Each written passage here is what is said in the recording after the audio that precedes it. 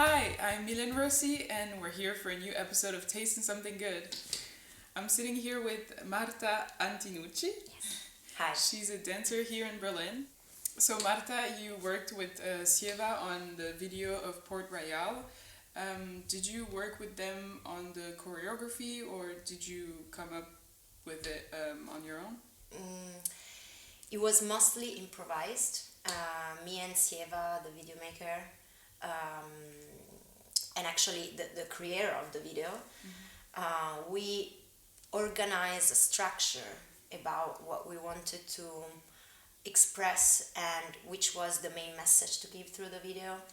But we also decided that we wanted something improvised, so I mostly went with the flow, and I established a connection with the forest, and then yeah.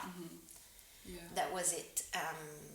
And then after we had a better connection, a deeper connection with it, and also trying to see the movement of every leaf, and trying to see if it was matching with my own movements. So yeah, I mean, the whole process was very improvised, but also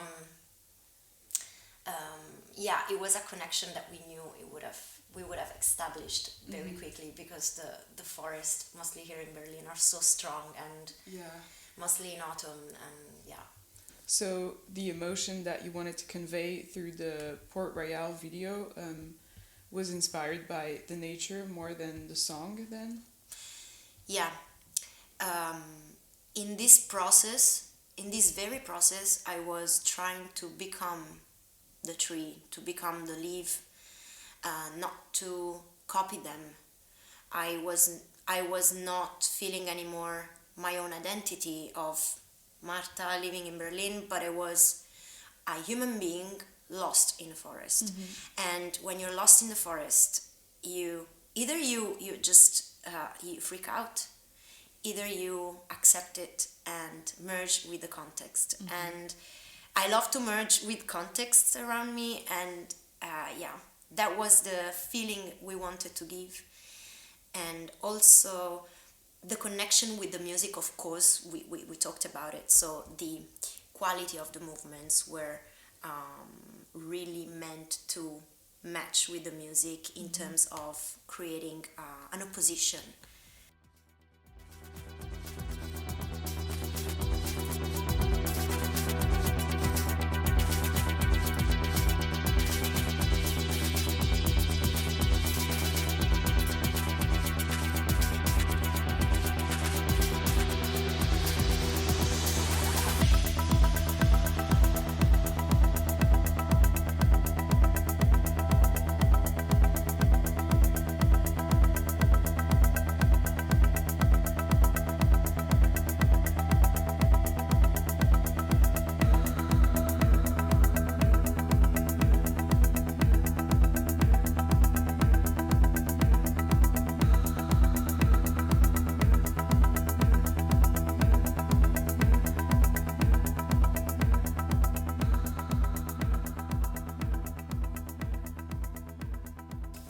And what brought you to Berlin initially?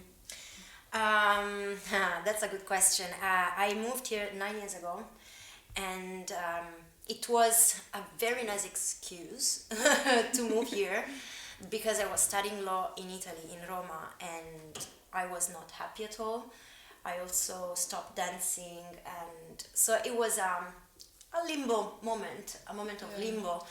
And I got accepted in Leipzig for Erasmus, so exchange program with the university. So I moved here for a year, but then when the year passed, I was like, no way I'm gonna come back, because mostly Berlin made me realize that I was an artist and not a lawyer. So I decided to go with the flow and to enjoy this listening, this bond, personal bond that I established here in Berlin, because this city make you and let you do it. And so yeah, I decided to act and to apply my plan B, which was staying here and finish the university in Rome, just flying back, doing exams, but studying here.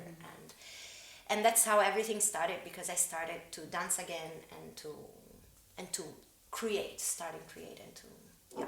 Okay. So you said you were studying law? Yeah. Oh, wow. Yeah. That's quite a contrast. Yeah.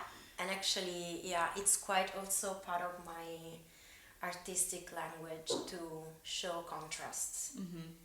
Also, I've been raised by a single mom and by my grandma, and they were so different. My mom is intellectual, feminist, from the 70s, and my mom was super Catholic, my grandma super Catholic, you know, so this contrast of womanhood, but the strength of womanhood that raised me, but also within the contrast of spiritual and cultural points of view made me grow up in this way. So I either had to accept my law degree and also my artistic view and to merge them together. And did you go to a dance school, or was it completely self-taught, or through meeting artists in Berlin? And I studied dance since when I was 5 in a school in my hometown, so until 18 I studied ballet, hip-hop and modern dance. Then when I moved to Roma for university, I studied the contemporary and hip-hop, and in the end I decided to go to university in Lille in France. Oh, nice. And to study impro dance and creation. Mm-hmm. I figure out that the improvisation dance techniques are very interesting as a tool for establish a good connection with yourself and with your creative part, and is a nice and resourceful tools for creating. And so yeah, that's what I did. And I bet that improvisation tools also help you. I mean, as long as it help you touch this creative part of yourself, it probably helps you in many other aspects of your life.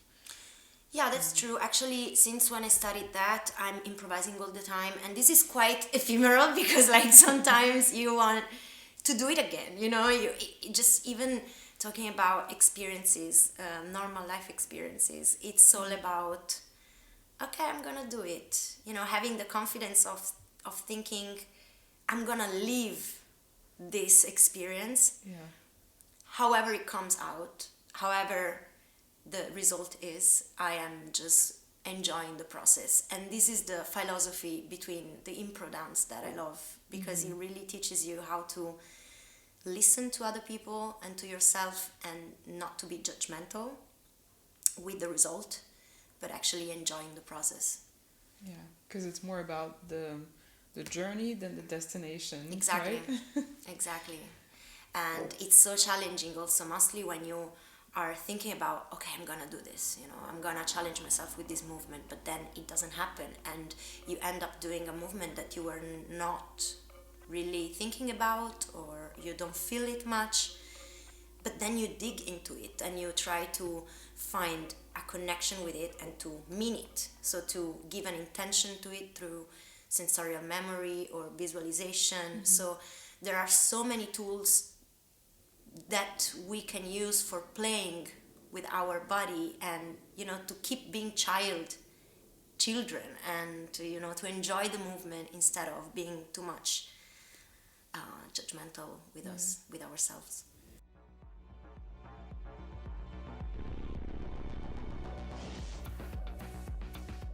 We were talking about improvisation and that it opens new paths that you did not necessarily think about exploring up until you make this movement by quote unquote mistake, and then you build confidence into it instead of saying, oh, this is not what I wanted to do, and just ban it as a whole.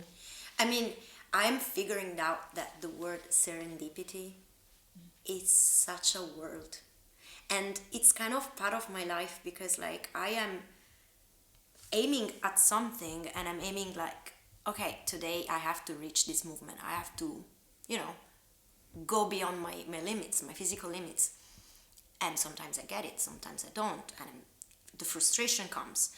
But then if you are open and judgmental, which doesn't happen every day, but it's still okay. And sometimes something new comes, new happens, and you accept it, and you kind of decorate it in a way that becomes yours, and you start liking it, and that's the serendipity I thought I That's great. I think about.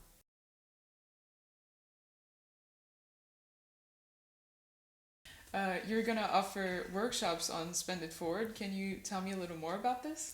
Yes, those are a series of workshops I'm planning to offer. This means that it's not occasional class, but it will have constants in the time. Those are performative classes. This means that we will work mostly on giving a performative action. So we would work on some improvisation techniques, some physical theater techniques, also some dance techniques, but the aim is to express yourself, and to establish mutual listening within you and the partner, or you and the whole group, and you and the space, or you and the objects you might use. So it's a research, is a co-creation and a co-research of expressing in terms of movement your emotions of the day. And it's called also performative because it will involve live music. This means that live musicians from different background will join with these workshops, and they will also don't know what to perform, because it will depend on the energy of the group, on the mood of the day, on what we want to deliver during the workshop. So it will be all improvised, and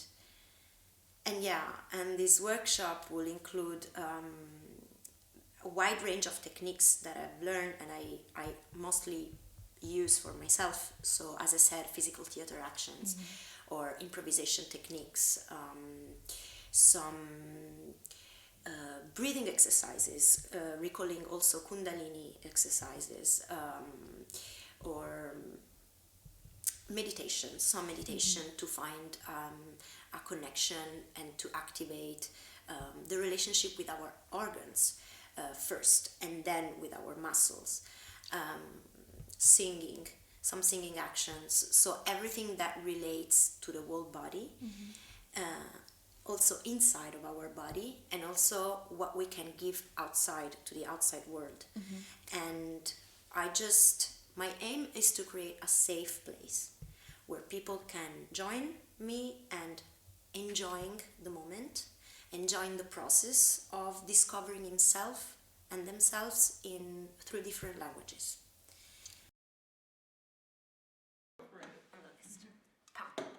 Shall I try? Yeah.